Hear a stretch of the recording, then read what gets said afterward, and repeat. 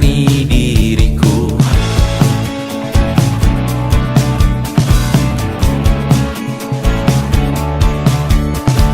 Kita bersandiwara, bicara tak semestinya, walau kita tahu nyatanya semua tak baik saja. Ada masanya kita.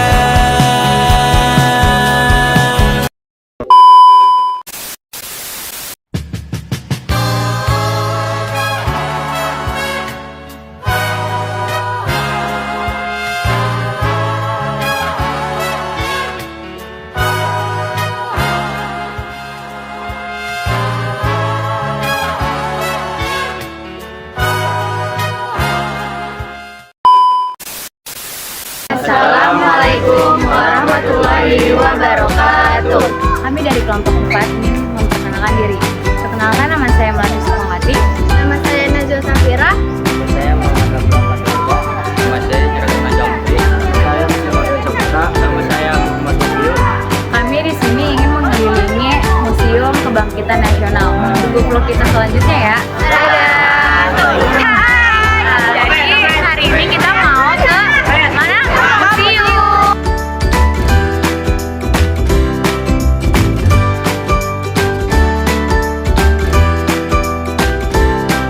Nah, sekarang kita sudah ada di dalam busway untuk menuju ke museum. Hai guys, jadi kita udah di halte Monas dan kita mau ke Museum Kebangkitan Nasional. Tunggu kita lagi ya.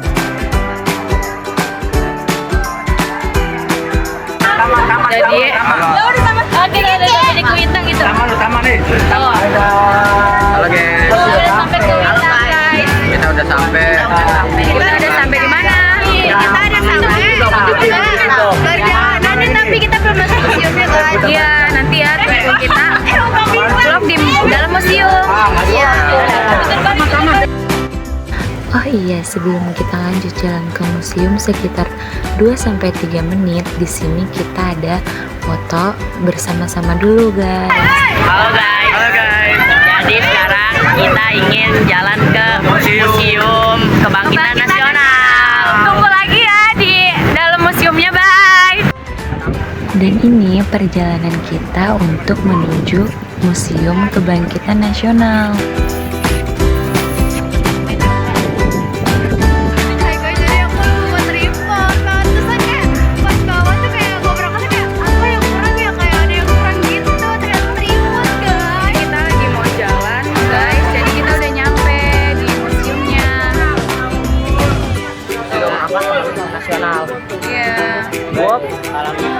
Tunggu kita masuk ke dalam ya. Bye. Kita kasih tahu apa aja yang ada di dalam museum. Ya, kita lagi OTW mau masuk. Lanjut, di sini kita mau masuk ke dalam museumnya guys.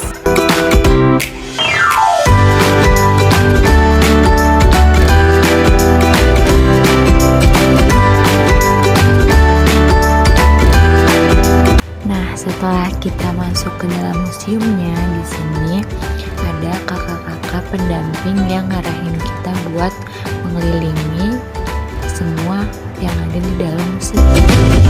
Gedung dan medan menempati area yang cukup luas karena digunakan sebagai tempat pendidikan kedokteran Sofia, School to Play Dulu Lanjir Aksi, yaitu sekolah kedokteran bumi putra.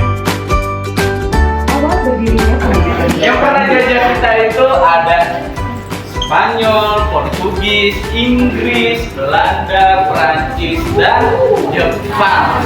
Jadi 6 negara dari 5 Eropa dan 1 Asia yang pernah mengeksploitasi sumber daya alam maupun sumber daya. Di sini ada penyimpanan politik etis. Pelaksanaan politik etis ternyata menyimpang jauh dari usaha menyejahterakan rakyat, karena dalam praktiknya diarahkan demi mendatangkan keuntungan. Dan kita sekarang akan memasuki ruang direktur. Ayah. Ya, di sini adalah ruang direktur.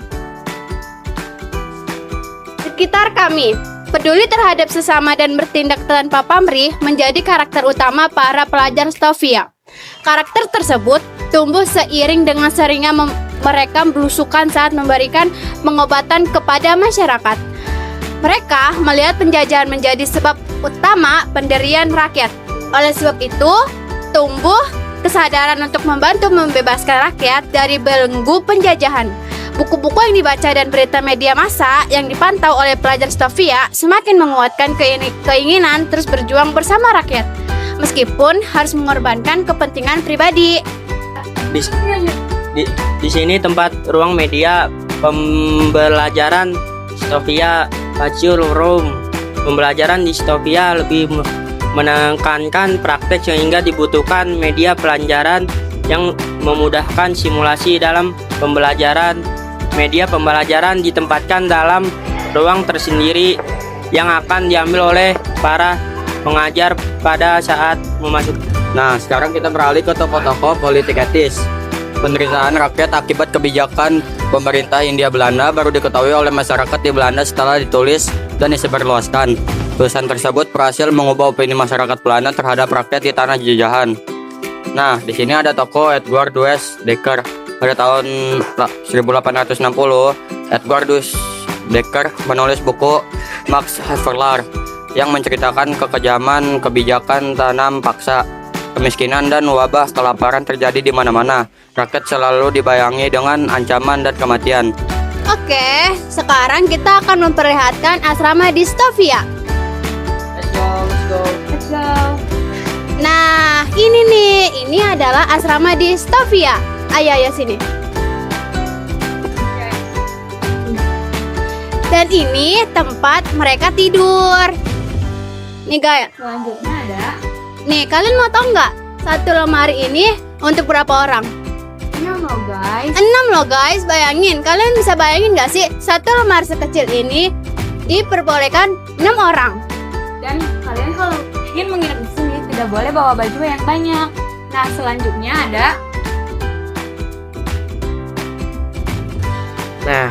selanjutnya ada di sini juga ada 2 tipe jenis asrama. Yang satu nggak berbayar. Nah, jadi tuh kalau misalkan nggak berbayar, kita tidurnya di sini dan kita tuh nggak boleh kemana-mana.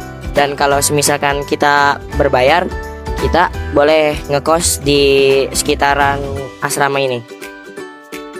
Kita di sini ada Microsoft Healing, dirancang oleh Jules Gobocus. Microsoft binokular pertama yang memungkinkan pengamatan dengan kedua mata sehingga memberi rasa nyaman serta ke dalam pandangan lebih baik dibanding Microsoft monokular. Terdiri dari 2 tabung beralas datar yang besar dapat diatur secara vertikal dengan 2 knop pada setiap sisi penutup, sementara yang kecil dipasang di bawah cermin belah ketupat Fresnel. Selanjutnya di sini ada usul Dr. William Boss. Wabah cacar yang melanda Banyumas meluas ke daerah di sekitarnya. Karena itu, pada 14 April 1847, Dr. William Boss mengirim surat kepada Gubernur Jenderal yang berisi usulan-usulan untuk mencegah meluasnya wabah. Usulan tersebut membutuhkan biaya yang sangat besar, sehingga pemerintah tidak menyetujuinya. Dr. William Boss terus berusaha mengatasi wabah cacar di tengah masyarakat. Karena itu, kembali mengajukan usul kepada pemerintah untuk menyiapkan petugas vaksin dari Pulau Jawa. Sulitnya mendatangkan tenaga medis dari Belanda dan keterbatasan biaya untuk mendatangkannya menjadi latar belakang munculnya gagasan tersebut.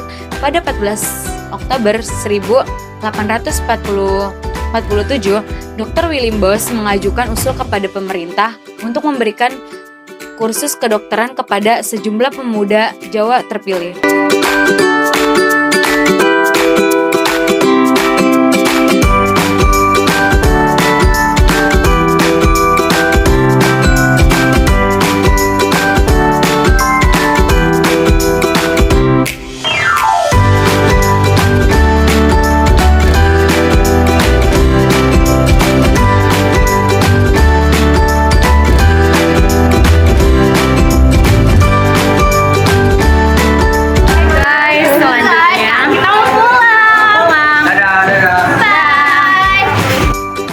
Nah, sekarang ini perjalanan kita untuk menuju pulang. Sekian dari kelompok kami. Wassalamualaikum warahmatullahi wabarakatuh.